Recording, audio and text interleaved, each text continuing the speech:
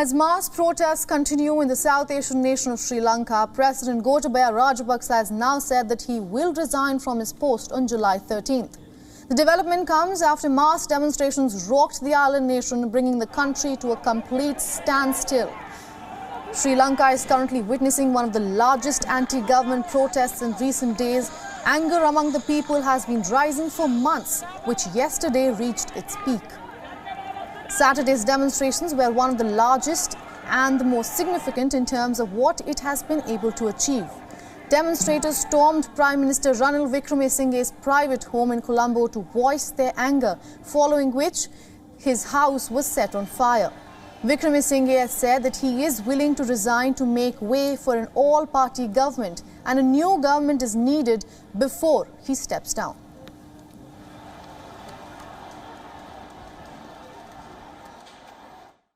මම ජනාධිපතිතුමා යෝජනා කරේ සර්ව පාක්ෂික ආණ්ඩුවක් ඇති කරන්න. අද මේ රටේ ඉන්ධන ප්‍රශ්න තියෙනවා. ඒ වගේම ආහාර හිඟයක් තියෙනවා. මේ සඳහා ආහාර වැඩසටහනේ ප්‍රධානිය ලංකාවට එනවා. IMF සංවිධානයේ සමග වැදගත් කරුණු කීපයක් සාකච්ඡා කරන්න තියෙනවා.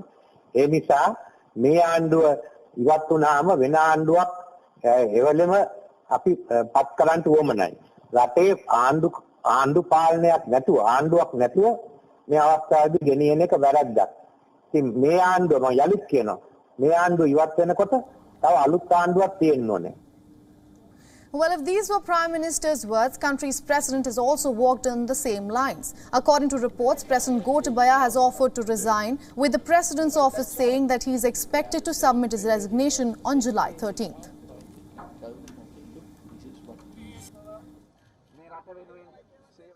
I personally informed the president about the decisions made at the party leaders' meeting today.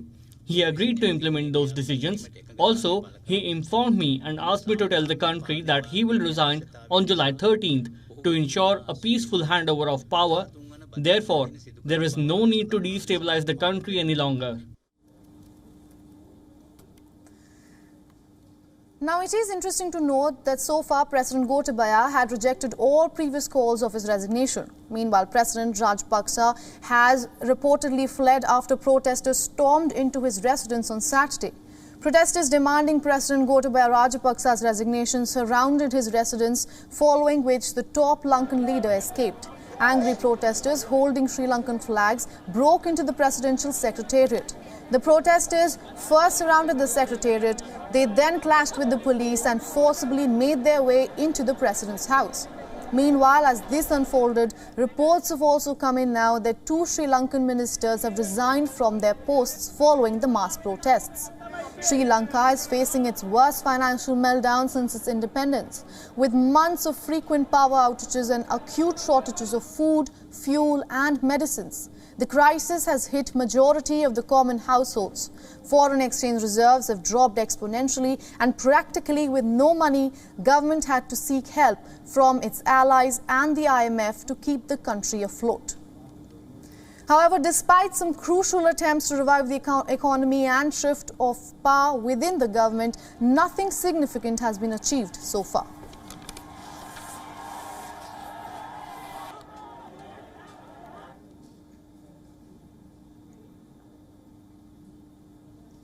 Now, for more on this, we are being joined by WA Vijayawardena from Colombo. He is a former Deputy Governor of Central Bank of Sri Lanka. Welcome to the broadcast, sir.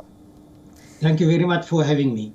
Now, to start off, I want to ask you, as a Sri Lankan citizen, how would you describe the scenes that unfolded yesterday in Colombo? Well, of course, what actually happened yesterday is the culmination of the protest campaign that had been started about, say, 3 months ago. So the culmination was that the protesters had been able to storm the president's house and also the president's office and occupy it. But it does not mean that none of the political or economic problems in Sri Lanka have been solved, because the president, even though he has promised that he would step down, he has not done so far. And of course, he has communicated it not in person but through the speaker. Therefore, there is a doubt that, whether it is the president who has, made that announcement. Then Prime Minister Ranil Wickremesinghe's offer of resignation is also doubtful because in the past he had been notorious for making false promises of stepping down but not doing so. So until both the two leaders, the President and the Prime Minister, have actually tendered their resignation, stepped down, the country will not be able to move forward. So even though Prime Minister says that there should be a government, there is no government right now. And therefore it is a matter for the country to set up a government as quickly as possible so that the country can continue forward. You know, it is a good point that you made that because the president made the announcement, it is not clear as to Rajapaksa himself made the decision or did the president ask him to do so. Which brings me to my next question. You know, after about 5 months of protest, President Gotabaya Rajapaksa has finally decided to resign, as president says. This is obviously after he repeatedly rejected to give up power. So what do you think changed his mind yesterday? In fact, what happened was that, there had been attempts by the police and armed forces to prevent the protesters from approaching the president's secretariat. They had tear gas and also water cannoned the protesters several times to prevent them from coming there. But their number had been swelled every minute. As a result, the police and the armed forces could not withstand the people's power that had been pushing them backward. So as a result, they had to allow the protesters to come and occupy the two places. It does not mean that the government has fallen. The government is still there. There is still the same military commanders, same army commanders, same IGP, same parliament. So therefore, if a new government is to be set up with all the parties in Sri Lanka and to take over the new administration, that should be done immediately because there is no government right now. Anybody can do anything without being caught by any of the legal enforcement officers there. So Gotabaya Rajapaksa may be, I think, buying time, in my view. Right, and with these two announcements of resignations, of course, they have not been handed over yet, as you correctly mentioned. Do you think the protests will subside? Oh, the protests will continue because this time, of course, not only the young people who had come on the streets, all the people of all walks of life, people belonging to all ethnic and the religious communities, specifically the Buddhist clergy, the Catholic clergy, they also have come in the street in protest of the Gotabaya Rajapaksa government. They have, in fact, declared a declaration called Senkadagala Declaration. Senkadagala is actually a former seat of administration by Sri Lankan kings in Kandy. So that declaration very clearly asked the president and the prime minister to step down. An interim government should be reformed and that government should have an election in 6 months' time. So these people cannot be silenced by making false promises. So in my view, the protest will continue and unless the president and the prime minister would choose to read the writing on the wall and step down immediately, allowing the people to form their own government and have an election immediately, there will be the protest continuing in Sri Lanka.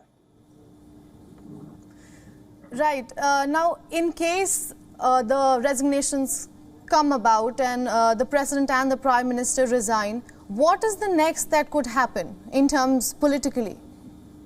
Well, the agreement by all the parties that had met the speaker yesterday had been that to appoint the speaker as the interim president in terms of the constitution.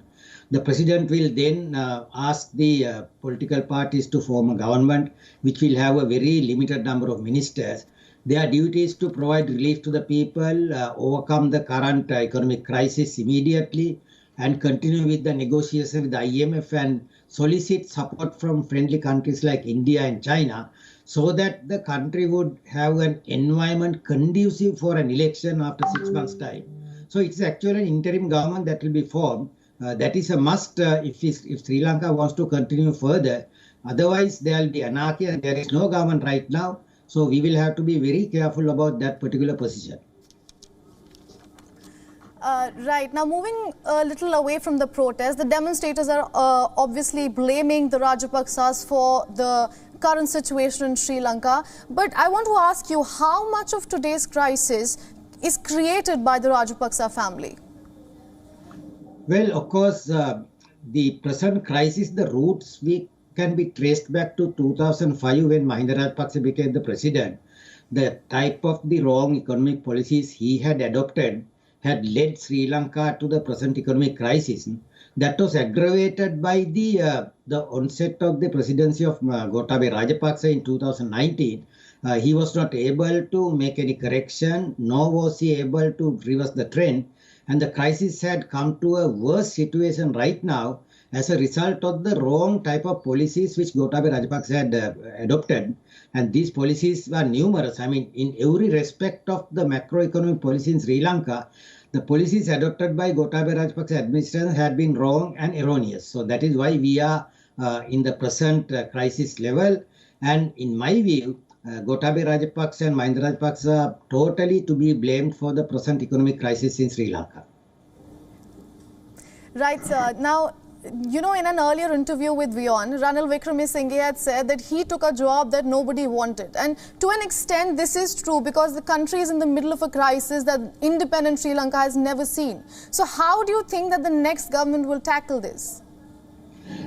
The next government will have to use its diplomatic skills and competence to the maximum, because it all depends on, because as you had very correctly mentioned at the beginning of this program, Sri Lanka doesn't have any worthwhile foreign exchange balances available for any to maintain any import program for the country. So the diplomacy must be used to the maximum level. For that purpose, the confidence of the countries like India, China, and the Western world will have to be won by the new government. And it's a massive challenge for the new people who are to take over power. I don't think that it will be a rosy picture for them. It's not a cakewalk. There are enormous challenges which they have to face. And these challenges will have to be faced quickly. Otherwise, we are running out of time right now. Right. On that note, thank you so much for joining us. That was W.A. Vijayawardena from Colombo. Always a pleasure speaking to you.